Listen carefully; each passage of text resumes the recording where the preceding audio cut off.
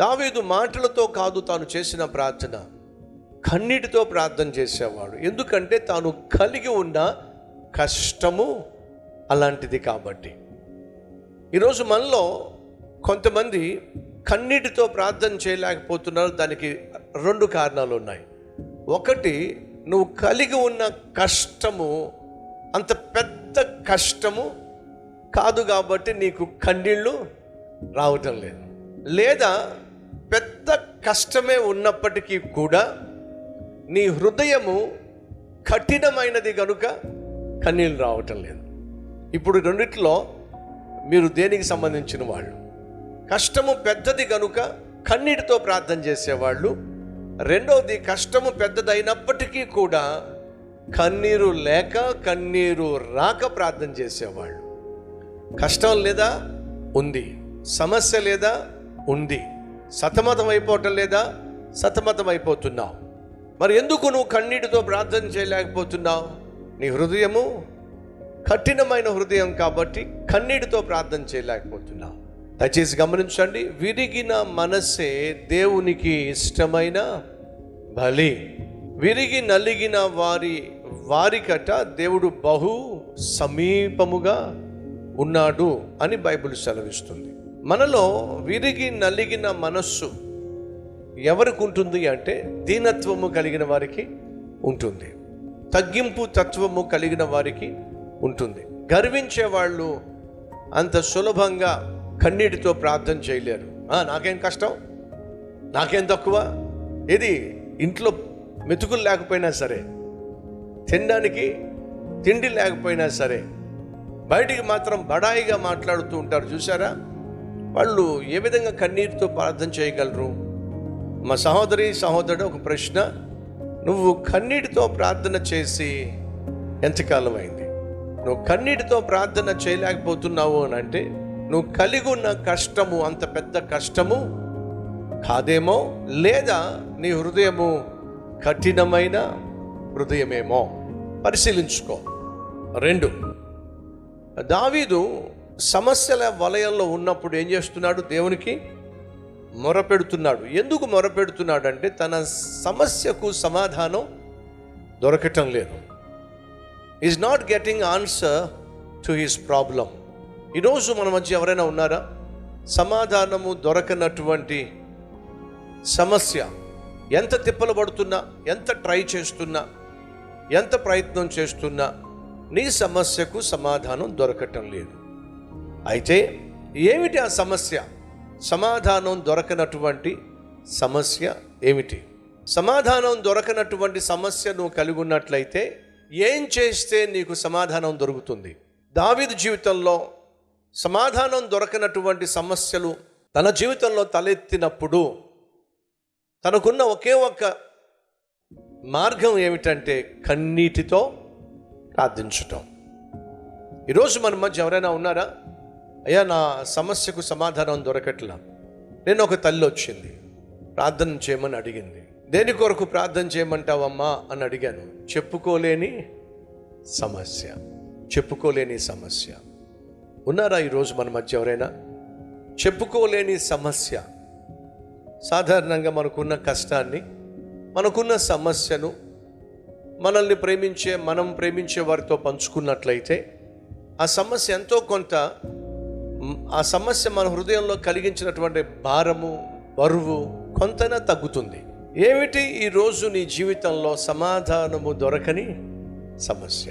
ఏమిటి ఈరోజు నీ జీవితంలో ఎవరికీ చెప్పుకోలేని సమస్య? సమాధానం దొరకని సమస్య, ఎవరితోనూ చెప్పుకోలేని సమస్య నీకున్నట్లయితే నీకు శుభవార్త. నువ్వు చెప్పుకోవడానికి ఒకరున్నారు, ఆయన పేరు ప్రభు అయిన యేసుక్రీస్తు.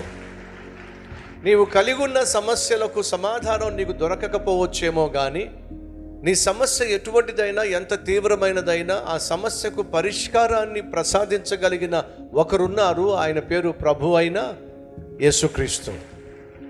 నీ జీవితంలో నువ్వు ఎన్నో ప్రయత్నాలు చేశావు నీ యొక్క సమస్యలకు సమాధానం కొరకు, నువ్వు కలిగి ఉన్నటువంటి ప్రశ్నలకు జవాబు కొరకు. కానీ నీకు జవాబు దొరకకపోయినట్లయితే అన్ని ప్రయత్నాలు చేసిన నీవు ఒక్కసారి ప్రభు అయిన యేసుక్రీస్తును ప్రయత్నం చేసి చూడు. ఒకసారి ప్రభువైన యేసుక్రీస్తుకు ప్రార్థన చేసి చూడు. నీకున్నటువంటి సమస్యను ఆయనతో మనస్ఫూర్తిగా పంచుకొని చూడు.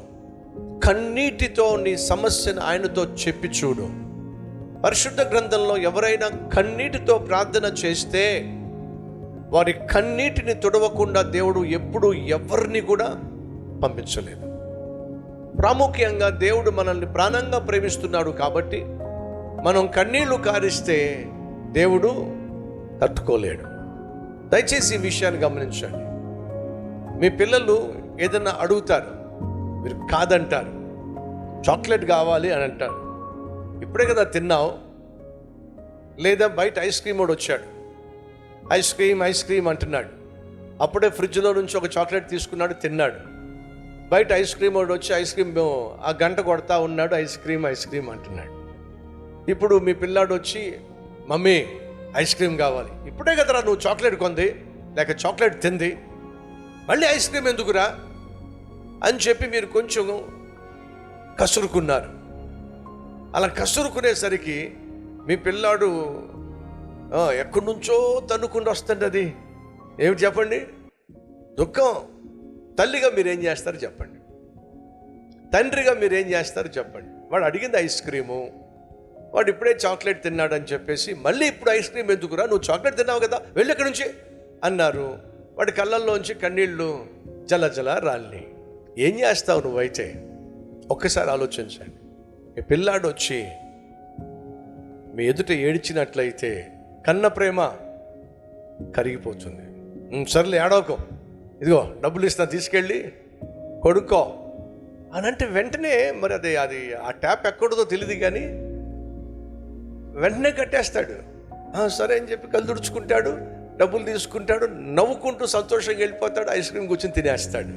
తండ్రి ప్రేమ కంటే, తల్లి ప్రేమ కంటే బహుశ్రేష్టమైన ప్రేమ నా ప్రభు అయిన యేసుక్రీస్తు ప్రేమ.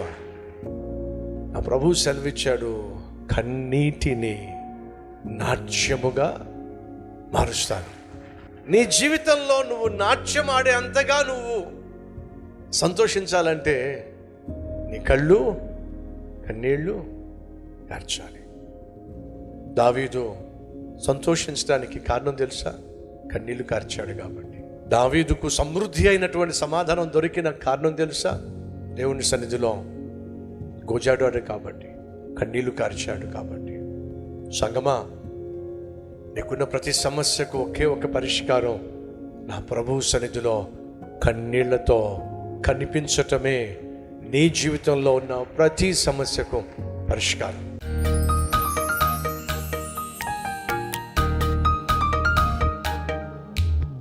యేసయ్యా, ఈరోజు మా ప్రార్థన ఆలకించి సమాధానము దొరకని సమస్యలన్నిటికీ సమృద్ధి అయిన సమాధానము మాకు అనుగ్రహించయ్యా.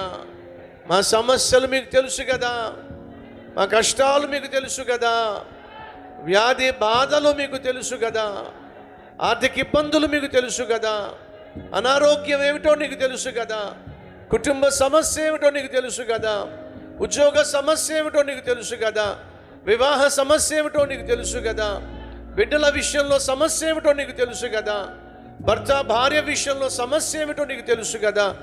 యేసయ్యా, మా ప్రార్థన ఆలకించయ్యా, మమ్ములను దర్శించయ్యా, మమ్ములను దీవించయ్యా, మా జీవితాన్ని దీవెనకరముగా మార్చు నాయన. నీకే మహిమ, నీకే ఘనత, నీకే ప్రభావములు యుగ యుగములో చెల్లిస్తూ యేసు నామం పేరట ఈ ప్రార్థన సమర్పిస్తున్నాము తండ్రి. ఆమెన్.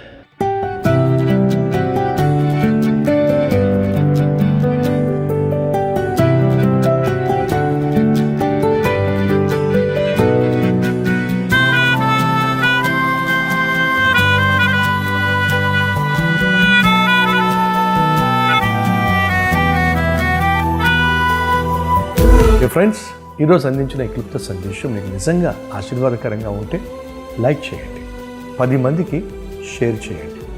అలాగే ఓ చక్కని కామెంట్ పెట్టి మీ యొక్క అభిప్రాయం తెలియచేయాల్సిందిగా కోరుతూ, మళ్ళీ కలుసుకుందాం.